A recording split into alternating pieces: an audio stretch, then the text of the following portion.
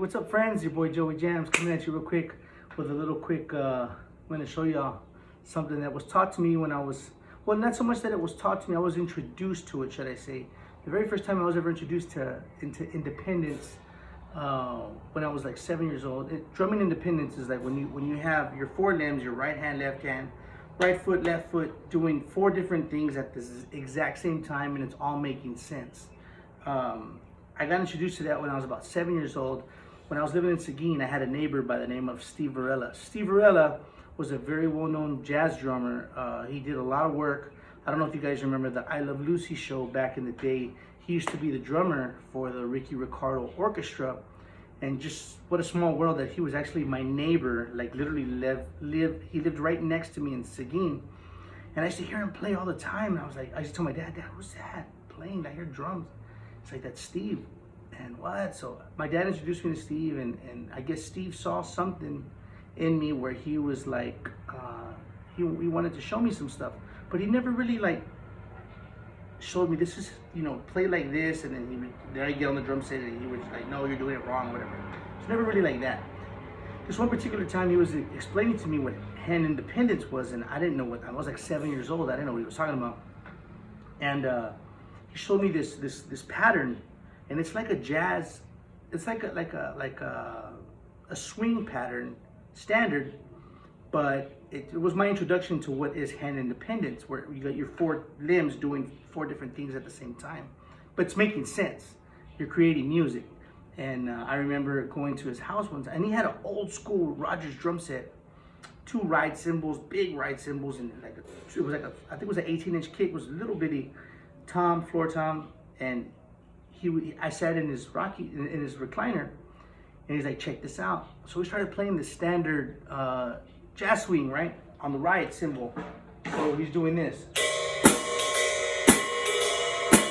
Standard. And mind you, while you're doing this, you're keeping time with your foot, right? So you're already doing two different things at the same time, right?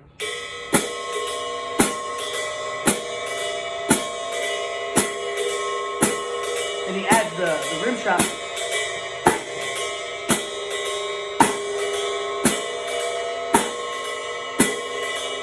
And he adds a tom.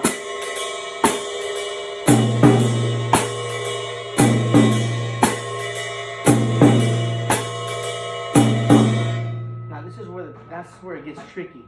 So I don't really know how to explain it in theory, so to speak, but he added the bass drum. Now, the bass drum, when the bass drum comes into this pattern, it's going against the rhythm. So in other words, if I'm keeping time like this, right? 1, 2, 3, 4, 1, 2, 3, 4, 1, 2, 3, 4, 1, 2, 3, 4, 1, 2, 3, 4, 1, 2, 3, 4, 1, 2, 3, 4, 1, 2, 3, right? So that's out there. So imagine doing that, keeping time on the hi-hat, the pattern over here, then you're swinging on the ride.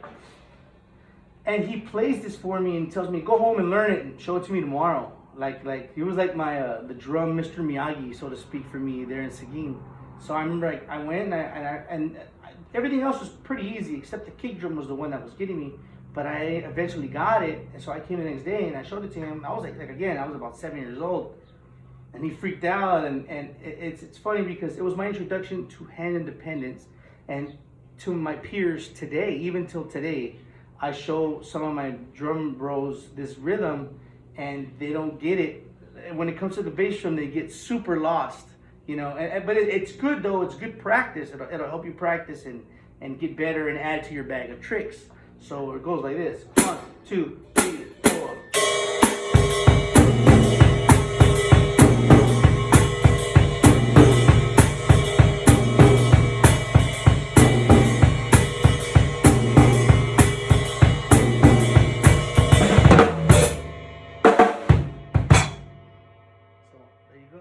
Little story time and little beat you can practice and help improve your hand independence.